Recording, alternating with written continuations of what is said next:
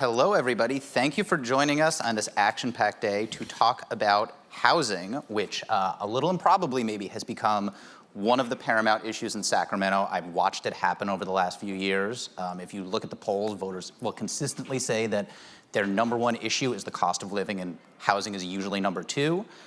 We have heard Democrats in Sacramento emphasize over and over the importance of affordability and how housing in particular is the largest driver of costs. But there's less agreement on how to bring those costs down. We have seen this get pretty divisive, including among Democrats. I know from talking to both of you, Senator Wiener and Senator Wahab, that you have genuine philosophical disagreements about the best way to address this. So let's just start, 30 seconds or less. What should Sacramento be doing to bring down the cost of housing? Let's start with you, Senator Wahab. I think that the state legislature as a whole has done a lot, but I also think that financing is one of the biggest missing factors when we're talking about affordable housing. We also see the fact that cost of goods, cost of labor, everything is going up. We have to also keep up with it.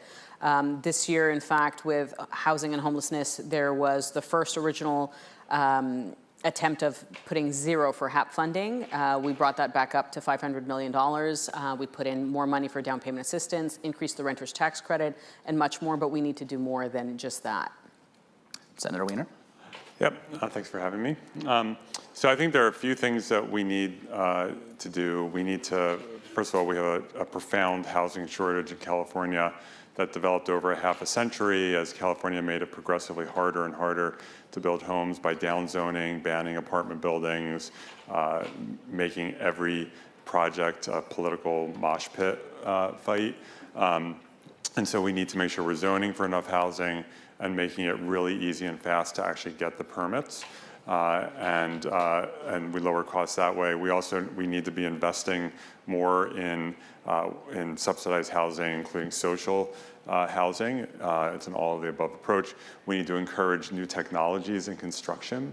This industry is building in a lot of the same ways it did 50 or 100 years ago. And then we need to keep people stable in their homes in terms of like renter protections. And I think Senator Wahab and I, on many things we agree, even though we do have a few disagreements. Senator Wiener, I think you more than any other elected official have really embodied the YIMBY movement, which has been sort of rebranded abundance. I tend to think they're different words for the same thing, but essentially we need to reduce regulations and get building housing in particular. In a lot of ways, you really opened this fight with a big sweeping piece of legislation to make it easier to build dense housing near transit. You weren't able to get it before. Now, as we roll into the end of session, SB 79, your bill to, again, get more housing near transit, has proven to be pretty polarizing, even a year in which we've seen big housing policies like CEQA reform pass. You have a lot of folks in LA, including the mayor, coming out against it. Meanwhile, other folks, including Katie Porter, the mayor of Oakland, coming out for it.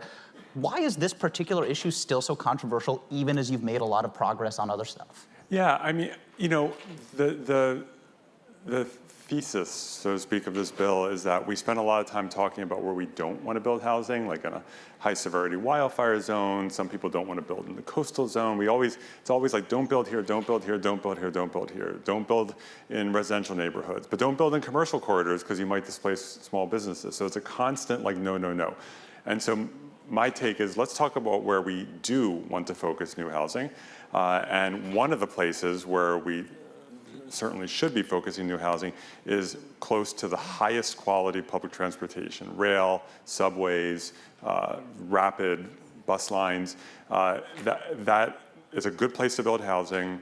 It means more people can walk to transit. It strengthens our transit systems and reduces traffic congestion. So that's what we propose. This is a narrower version of what we proposed before. Anytime you sort of say what the zoning should be in cities, it's going to be pushback. But we, on the LA City Council, when they voted to oppose the bill, when they voted to oppose it in 2019, it was unanimous. This time, 5 city council members dissented from the opposition. So we have seen some shifts, but it's always going to be a contentious issue. But there is growing support, including the California Democratic Party. San Francisco and the greater Bay Area tend to be sort of the YIMBY heartland. A lot tougher in LA. You tend to see more opposition from Democrats there, as we're seeing with the mayor and a lot of the city council. What is it about LA? Well, first of all, even sometimes people will say to me, you know, Wiener, you have it easy on housing in San Francisco. You don't know what I have to go through in my community. And I say to them, come to San Francisco. I was just at the other day, there was a 100% affordable housing project for like 30 to 70% of area median income. So it's like the kind of housing we really want built that utilized a streamlining law that I authored. So I went to the groundbreaking for it, exciting thing. And there was a group of neighbors to the side who pulled me to the side afterwards to berate me for having helped with that project. So there is NIMBYism everywhere. San Francisco went over the affordability cliff for housing before other parts of the state. We were the tip of the spear in terms of displacement, pushing people out, pushing middle-class people out, pushing young people out, pushing people into homelessness, having it so that people's kids will have 3 teachers in 1 year because the teachers can't afford to stay there. We were the first. And so it's not surprising that we were also the first place that the YIMBY movement was born. There is more diversity of thought around housing in LA now than there was 5 or 10 years ago. But you know, LA, there's definitely a culture of single-family home, pool in the backyard. It's just a different way of living. Every region is a little bit different. Senator Wahab, I know, we're in a moment in which this, again, abundance movement is ascendant. You have Gavin Newsom shouting out Ezra Klein at press conferences. You are one of those who is a little more skeptical of it and sees this as maybe unduly benefiting developers, not producing the results we want to see. A critique I hear, not just from fellow Democrats, but from a lot of folks in organized labor, some sort of pillars of Democratic support traditionally. What is the political risk here if Democrats go all in on abundance, in your view? So, I want to be very clear about this. I think that there has been a lot of misinformation spewed by a wide variety of stakeholder groups. My number one goal is affordable housing, right? And when we're talking about affordable housing, people love to utilize language that the average person doesn't understand. And the reality is, I want to make sure that a single millennial is able to afford some type of housing, as well as a family of 4, as well as a senior on fixed income. First and foremost, our fastest growing homeless demographic are seniors on fixed incomes. They cannot afford the rents out there. And when we're talking about building, I fully support development, and I have historically also supported a lot of YIMBY efforts, right? I think we had 77 bills come through my committee. I think I supported 75 of them, right? And many of them through the YIMBY effort. I also want to say that even the CEQA reforms that Assemblymember Buffy Wicks, highlighted earlier this year that was absorbed into the budget around infill development makes sense, right? We need to kind of push that boundary a little bit more. And as we have laws that are 3 decades old, 4 decades old, and hasn't been touched, hasn't been updated, it is our responsibility to review what works, what doesn't work. So I don't think that there is a disagreement on development and prioritizing housing as a whole, because that is the number one issue. Housing and homelessness is the number one issue for almost any city throughout the state of California. However, the one part that I am deeply concerned about is when we're talking about affordability and making sure that there are safeguards around affordability. Making sure that if we are streamlining all of these things for developers to lower their cost in development, to ensure that they don't get the runaround from local jurisdictions, to make sure that things are working in their favor with technology, with cost of goods, labor, whatever the case may be, that we are actually producing for the public. And what are we trying to produce? Affordability. I also want to highlight that we need to prioritize home ownership. Over 90 some odd percent, I think it's 96%, regardless of demographic, regardless of socioeconomic status, regardless of political party, believe home ownership is a part of the American dream. And we are seeing less and less home ownership here in California, specifically with communities of color. And I want to highlight that when we are talking about communities of color, there's an entire generation that's almost left out on the homeownership piece. And we talk about San Francisco and we talk about LA, but as a person from the Bay Area, San Francisco may be the face of the Bay Area, but it's not the entire Bay Area, right? And so when we are seeing some of these bills, we also have to understand that the local community, the people, deserve the opportunity to speak up and have input in their local communities. That is the reason why we have local city councils. That is the reason why we have public comments and much more, and there is a process. So for me, it's a balancing act of what is fair to all people, and again, what are we prioritizing? If we are removing all of these safeguards that have been built for so many years, what do we get out of it? And it should be affordability for all people. I'm glad you brought up homeownership because I did want to ask you about that. Yes. To your point, you represent a more suburban district than Senator Wiener, more single-family homes as opposed to multi-unit buildings. A lot of what we're talking about here with streamlining does mean larger complexes, multi-unit. You said that people see homeownership as core to the American dream. Is it time to decouple owning a home from what it means to be prosperous in America?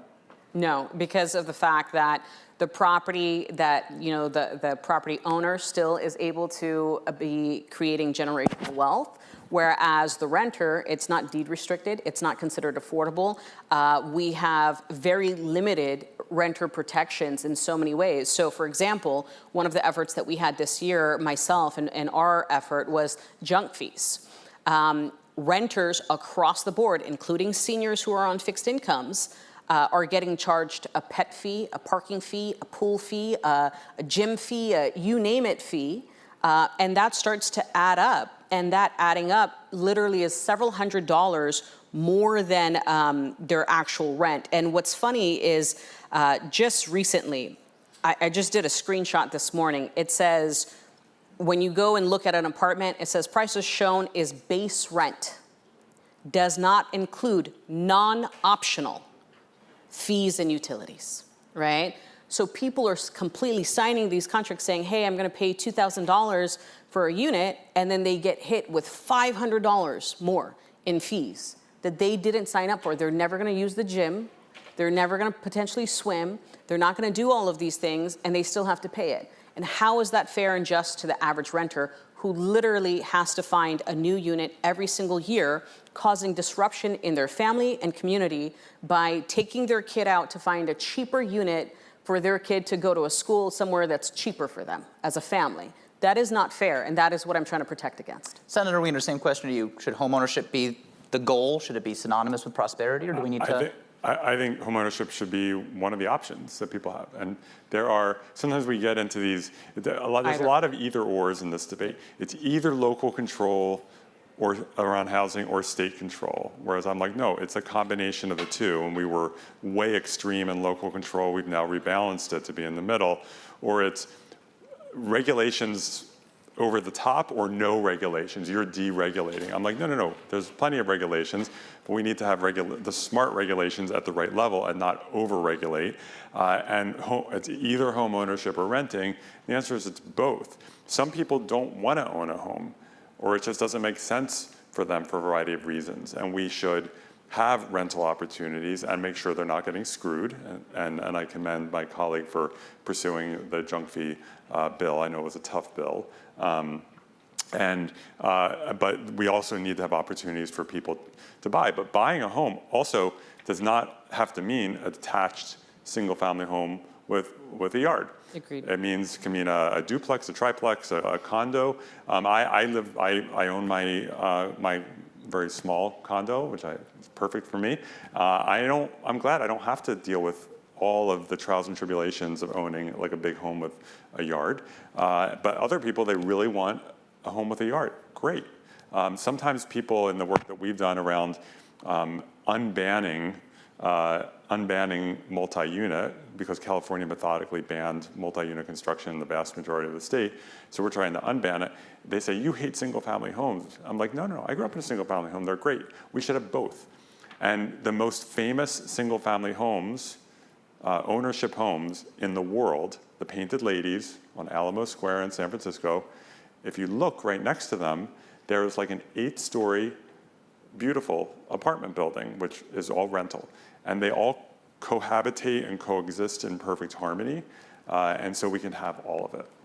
We are running low on time. I knew this would happen, so I want to skip to a future prediction question. So as probably most people in the audience know, we have a new Senate pro tem coming in soon, Monique Limon, who has not voted for a lot of these bills, so I think is not somebody that you would put in the camp of a YIMBY leader like a Scott Wiener or a Buffy Wicks.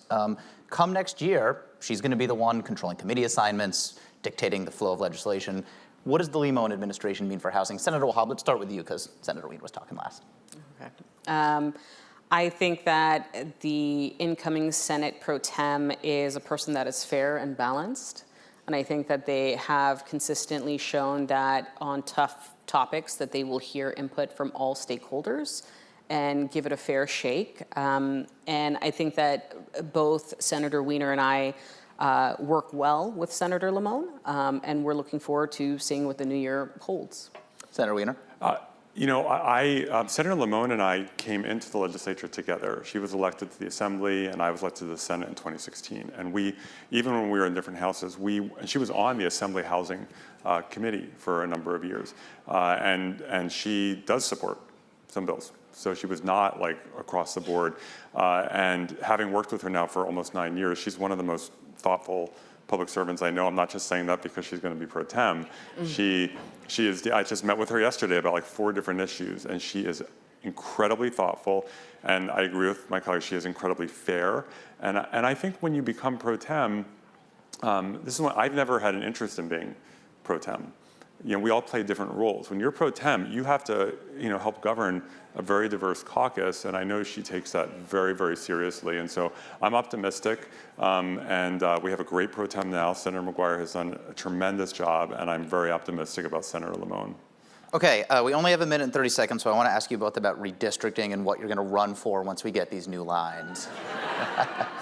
Just kidding. I think we all know what you're going to run for, Senator. Those lines didn't change at all. They're identical. Very briefly, because we really do only have a little over a minute left, the YIMBY movement has had a lot of success. We've also seen some local pushback on things like ADUs, lot splits. Is there a risk that you have too much success and then local governments try to roll it back a bit in terms of the housing gains you made? You know, I don't think so, because I think when you look at the polling, people want to make it easier to build housing. They may then say, well, I'm uncomfortable with this building on my block, and that's human nature. People have that reaction. But I think people understand that if you look like in San Francisco, where there has been a very aggressive push to make it easier to build housing, not just at the state level, but locally, and you look at the result of the Board of Supervisor races last year, in the North Beach Chinatown district, you had Aaron Peskin, who was the biggest, probably one of the biggest NIMBYs in the history of the San Francisco Board of Supervisors, being succeeded by a very strong pro-housing supervisor. We also had, that's Danny Saunders, we had, Bilal Mahmoud get elected and defeat an incumbent who's very, very pro-housing. So I think people get it. They may get frustrated from time to time about something in their community, but people understand we need more housing. Very briefly, Senator Wahab, you've been threatened to be primaried by some YIMBYs on Twitter. You worried? Well, it's interesting because the people who threaten me are the billionaires that are benefiting from this particular industry and are pushing some of the legislation that I would like to put safeguards around. And that's the honest truth. I think my district sees it for what it is. And the reality is I fully support housing development, but I also have to care for the most vulnerable community members, because that's the reason why I chose to run for Senate. So I really just want to put it out there that I think Senator Wiener and I agree in, I want to say 95% of items for the most part. The only difference is I am a renter. Right. I am living the struggle. He is a homeowner. There's a clear difference where our experience is. My family's home was foreclosed during the Great Recession. I have lived the housing crisis personally. And it's incredibly important for me to voice the concerns of the renters that don't have lobbyists in this building, that genuinely don't have a voice in this argument, because we know that money speaks, and that's why the billionaires are tweeting. Okay, that's a great line to end on. Thank you so much, Senator Wahab and Senator Wiener, for giving us some of your time.